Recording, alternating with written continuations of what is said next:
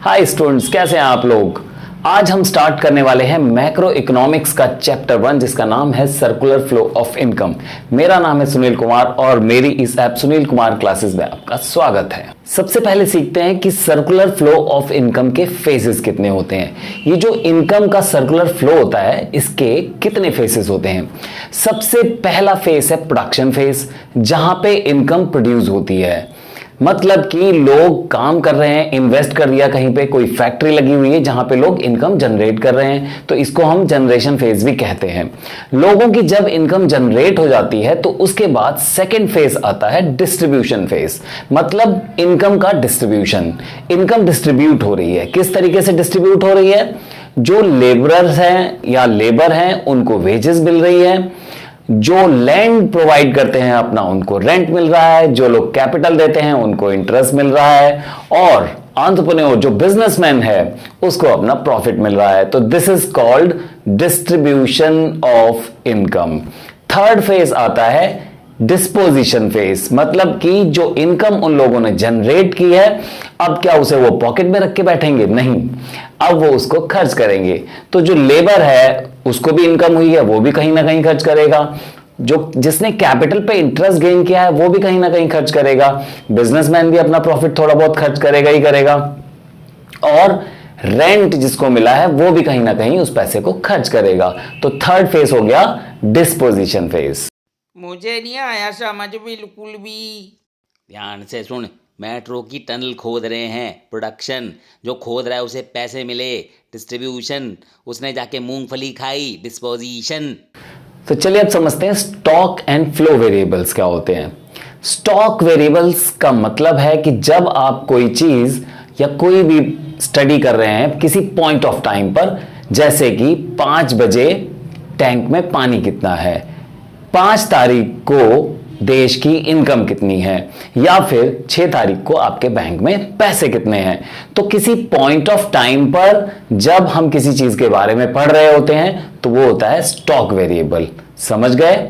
चलिए अब समझते हैं फ्लो वेरिएबल। फ्लो वेरिएबल का मतलब होता है कि जब आप किसी ड्यूरेशन में किसी चीज के बारे में पढ़ रहे हैं तो हम उसे बोलते हैं फ्लो वेरिएबल। जैसे एक टैंक में 1 घंटे में कितना पानी गया, या फिर एक टैंक में एक पूरे दिन में कितना पानी गया, या फिर एक टैंक में पूरे महीने में कितना पानी गया। तो यहां पे ड्यूरेशन आ गई है 1 घंटा, 1 मिनट, 1 दिन, 1 महीना, 1 साल। तो जब हम ड्यूरेशन की बात कर रहे होते हैं, चाहे वो 1 मिनट है, चाहे वो 1 सेकेंड है, चाहे वो 1 घंटा है, चाहे वो 1 महीना है, या वो 1 साल है, हम उसे बोलते हैं फ्लो वेरिएबल। कुछ एग्जांपल्स कर लेते हैं बच्चों। प्रोडक्शन की बात हो रही है कि किसी कंपनी ने प्रोडक्शन किया है, तो प्रोडक्शन पूरे साल चलता है, तो ये हो गया फ्लो कंसेप्ट। लेकिन बात की जा रही है नेशनल कैपिटल की। तो नेशनल कैपिटल का मतलब होता है कि जो किसी नेशन की असेट्स जो होती हैं वो हमेशा एक पॉइंट ऑफ टाइम पे देखी जाती हैं कि आज की तारीख में हमारे पास कितनी एसेट्स हैं। तो वो पॉइंट ऑफ टाइम से रिलेटेड है, इसलिए हम उसे स्टॉक कंसेप्ट बोलेंगे। या हम बात करते हैं बैंक बैलेंस की, तो बैंक बैलेंस भी किसी एक पर्टिकुलर पॉइंट ऑफ टाइम पर ही देखा जाता है, हम उसे स्टॉक कंसेप्ट बोलेंगे। किसी इंसान की वेल्थ या उसकी कैपिटल की बात अगर हम कर रहे हैं तो वो भी एक पॉइंट ऑफ टाइम पर देखी जाती है, तो इसलिए हम उसे स्टॉक कंसेप्ट कहते हैं। लेकिन जब हम बात कर रहे हैं कि ड्यूरिंग मंथ या ड्यूरिंग द ईयर कितनी पॉपुलेशन है, ड्यूरिंग द ईयर कितने लोग अनएम्प्लॉयड हो गए हैं, ड्यूरिंग द मंथ कितनी इन्फ्लेशन हो गई है, तो ये सारे कंसेप्ट फ्लो कंसेप्ट हैं। तूने पूरे साल जो चोरियां करके कमाया है उसे क्या कहते हैं? फ्लो। और क्या? अब सुन, 31 तारीख को तेरे घर पे पड़ गई रेड और पुलिस को छापे में मिले 5 लाख रुपए। ये क्या है? स्टॉक। तो चलिए अब हम पढ़ते हैं स्टॉक एंड फ्लो के बीच में डिफरेंस। स्टॉक एंड फ्लो में पहला डिफरेंस है मीनिंग का, तो आप सबसे पहले मीनिंग लिख देंगे। Stock variables refers to that variable which is measured at a particular point of time. Flow में आप लिख देंगे flow variable refers to that variable which is measured over a period of time. हमने यही सीखा है कि पॉइंट ऑफ टाइम पे जब हम किसी चीज की स्टडी करते हैं, कुछ देखते हैं, तो उसे हम स्टॉक वेरिएबल कहते हैं, और जब हम किसी ड्यूरेशन में किसी चीज को देखते हैं तो फ्लो वेरिएबल कहते हैं। सेकंड है टाइम डायमेंशन। स्टॉक कंसेप्ट में, स्टॉक वेरिएबल्स में टाइम डायमेंशन नहीं होता, क्योंकि हम एक पॉइंट ऑफ टाइम पर बात कर रहे होते हैं। लेकिन फ्लो वेरिएबल में टाइम डायमेंशन होता है, क्योंकि 1 मिनट, 1 घंटा, 1 साल या 1 महीना होता है। स्टॉक कंसेप्ट का nature, it is a static concept. ये स्टैटिक कंसेप्ट है क्योंकि फ्रीज्ड है, एक पॉइंट ऑफ टाइम पे बात हो रही है। लेकिन फ्लो कंसेप्ट ये एक डायनामिक कंसेप्ट है, क्योंकि यहां पे पूरे डायमेंशंस की बात हो रही है, एक ड्यूरेशन में काफी चेंजेस हो जाते हैं, तो इसलिए इसको डायनामिक कंसेप्ट कहा गया है। फिर आती है एग्जाम्पल की बारी। तो एक एग्जाम्पल आप लिख सकते हैं या 2-3 एग्जाम्पल लिख सकते हैं कि स्टॉक कंसेप्ट के एग्जाम्पल हैं, जैसे 31 मार्च को कंट्री की इनकम कितनी है, या 31 मार्च को कंट्री की पॉपुलेशन कितनी है, 5 बजे टैंक में पानी कितना है। फ्लो वेरिएबल के एग्जांपल्स लिख सकते हैं कि ड्यूरिंग द मंथ कितना प्रोडक्शन हुआ, ड्यूरिंग द ईयर कितना प्रोडक्शन हुआ, ड्यूरिंग द ईयर कितनी सेल्स हुई, ड्यूरिंग द ईयर कितनी सेविंग हुई। ये एग्जांपल्स हो गए हमारे फ्लो के।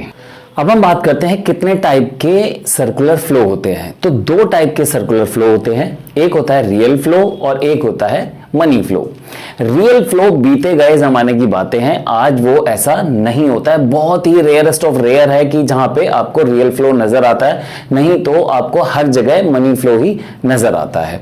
अब बच्चों के दिमाग में ये आ रहा है कि रियल फ्लो होता क्या है। तो रियल फ्लो बच्चों और कुछ नहीं है, बार्टर सिस्टम को ही रियल फ्लो कहते हैं। अब आप सोचने लगे कि बार्टर सिस्टम क्या होता है। तो बच्चों आपको बता दूं कि बार्टर सिस्टम क्या होता है। आपने देखा होगा आपकी मम्मियां पुरानी साड़ियां इकट्ठी करती रहती हैं आपके घर में, और फिर एक दिन एक स्टील वाला आता है, स्टील के बर्तन लेके और प्लास्टिक की बकेट्स वगैरह लेके आता है, और वो पुरानी साड़ी लेके स्टील के बर्तन और वो बकेट्स वगैरह आपको दे देता है। This is called barter system. तो ये पुराने जमाने में ऐसा मैक्सिमम टाइम्स होता था कि लोग अपने सामान के बदले में सामान लेते थे, इसको हम बोलते हैं बार्टर सिस्टम। तो रियल फ्लो का मतलब है कि लोग जो हाउस होल्ड्स हैं वो अपनी सर्विसेज यानी फैक्टर सर्विसेज प्रोवाइड कर रहे हैं प्रोड्यूसर्स को। क्या फैक्टर सर्विसेज प्रोवाइड कर रहे हैं प्रोड्यूसर्स को? जैसे अपना लैंड दे रहे हैं उनको, अपना लेबर दे रहे हैं उनको, अपना कैपिटल दे रहे हैं उनको, और एंटरप्रेन्योर भी हाउस होल्ड में से ही निकल के आते हैं। ठीक है, तो ये फैक्टर सर्विसेज प्रोवाइड कर रहे हैं वो प्रोडक्शन सेक्टर को। और प्रोडक्शन सेक्टर जिसे हम कॉर्पोरेट सेक्टर भी कहते हैं, वो बदले में क्या दे रहा है उनको? वो बदले में उनको गुड्स एंड सर्विस ही दे रहा है, क्योंकि हम बात कर रहे हैं बार्टर सिस्टम की। क्योंकि बार्टर सिस्टम में सामान के बदले सामान होता था कि एक ने चीनी ली और बदले में उसको चावल दे दिए। तो रियल फ्लो पुराने जमाने की बातें हैं, जब प्रोड्यूसर्स भी फैक्टर सर्विसेज के बदले में सामान ही देते थे, सर्विस ही देते थे।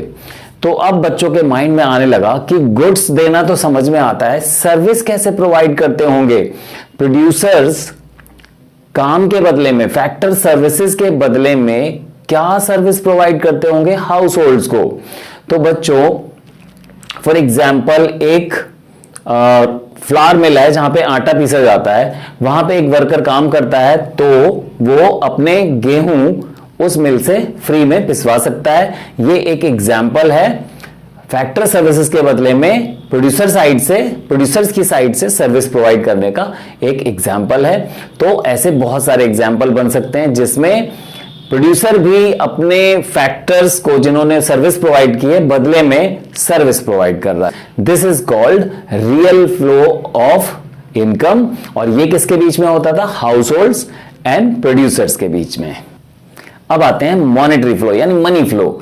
मनी फ्लो ऑफ इनकम कैसे होता है? हाउस होल्ड्स अपनी फैक्टर सर्विस प्रोवाइड करते हैं प्रोड्यूसर्स को, और प्रोड्यूसर्स उसके बदले में पैसा दे देते हैं हाउस होल्ड को। अब हाउस होल्ड को जब कुछ खरीदना होता है तो वो उसके बदले में पैसा देते हैं और सामान खरीदते हैं। तो आप कह सकते हो कि हाउस होल्ड की तरफ से पैसा जा रहा है प्रोड्यूसर्स को कंजम्पशन एक्सपेंडिचर के फॉर्म में, और प्रोड्यूसर्स की तरफ से हाउस होल्ड को पैसा मिल रहा है फैक्टर सर्विसेज की पेमेंट के, यानी कि पेमेंट ऑफ फैक्टर सर्विसेज के रूप में, जिसे हम कहते हैं rent, wages, profit and interest. तो चलिए अब डिफरेंस पढ़ लेते हैं हम रियल फ्लो और मनी फ्लो के बीच में। मीनिंग, सबसे पहला पॉइंट हमें मीनिंग लिखना है, जिसमें हम लिखेंगे it is the flow of goods and services between firms and house hold. ये यहां पे हमने रियल फ्लो में कहा है। और मनी फ्लो में हम बोलेंगे it is the flow of money between firms and house hold. Money का फ्लो है फर्म्स एंड हाउस होल्ड के बीच में। दूसरा पॉइंट है काइंड ऑफ एक्सचेंज, किस टाइप का ये एक्सचेंज है। It involves exchange of goods and services, goods और सर्विस का एक्सचेंज करता है। मनी फ्लो में हम लिखेंगे it involves exchange of money, money के बदले में ही मनी मिल रहा है सब कुछ, मतलब काम के बदले में मनी और सामान के बदले में मनी। थर्ड पॉइंट है difficulty in exchange. Real flow में यानी बार्टर सिस्टम में बहुत ज्यादा प्रॉब्लम होती थी double coincidence of want. Double coincidence of want का मतलब होता है कि मुझे राइस चाहिए और मेरे पास व्हीट है, तो मैं ऐसे राइस वाले को ढूंढूंगा जिसको व्हीट की जरूरत हो। तो ऐसा राइस वाला मिलना बहुत मुश्किल होता था जिसको व्हीट की जरूरत हो। This is called problem of double coincidence of want. चावल लेने आए हो और लाए हो क्या? गेहूं? अरे एलर्जी है हमको गेहूं से, हम खाते हैं कान कान। मनी फ्लो में there is no such difficulty in case of money, क्योंकि मुझे अगर राइस चाहिए तो मैं पैसे देके राइस ले लूंगा, और मुझे अगर व्हीट चाहिए तो मैं पैसे देके व्हीट ले लूंगा। फोर्थ पॉइंट है अल्टरनेटिव नेम। रियल फ्लो का जो अल्टरनेटिव नेम है वो फिजिकल फ्लो है, क्योंकि इसमें फिजिकल चीजें होती थी, goods and services. Money flow के अंदर it is also known as nominal flow, क्योंकि यहां पे फिजिकल गुड्स ना होके मनी का फ्लो है, तो इसे हम नॉमिनल फ्लो भी कहते हैं। तो बच्चों देखा आपने कितने आराम से ये टॉपिक आपको समझ आ गया। अब आप सोच रहे होंगे आराम से तो हर कोई समझा देता है, बड़े आराम से समझ में आता है, लेकिन जब एग्जाम में क्वेश्चंस आते हैं तो हालत खराब हो जाती है, पसीने छूट जाते हैं। तो बच्चों आप चाहते हैं कि इन टॉपिक्स के टेस्ट भी देना चाहते हैं और लाइव क्लास अटेंड करना चाहते हैं जिसमें आप अपने डाउट्स भी पूछ सकते हैं, तो और मेरे असाइनमेंट भी लेना चाहते हैं, तो आपको डाउनलोड करनी होगी मेरी ऐप सुनील कुमार क्लासेस, ये वाला लोगो, और वहां पे आप मेरी क्लास ले सकते हैं सिर्फ ₹100 पर मंथ में, सिर्फ ₹100 पर मंथ में आप मेरी वहां पे क्लासेस ले सकते हैं। और अगर नेक्स्ट वीडियो आप देखना चाहते हैं मेरा, तो कमेंट में जरूर बताइए कि किस टॉपिक में आपके लिए वीडियो बनाऊं। नेक्स्ट वीडियो आने तक वेट कीजिए, तब तक के लिए बाय बाय।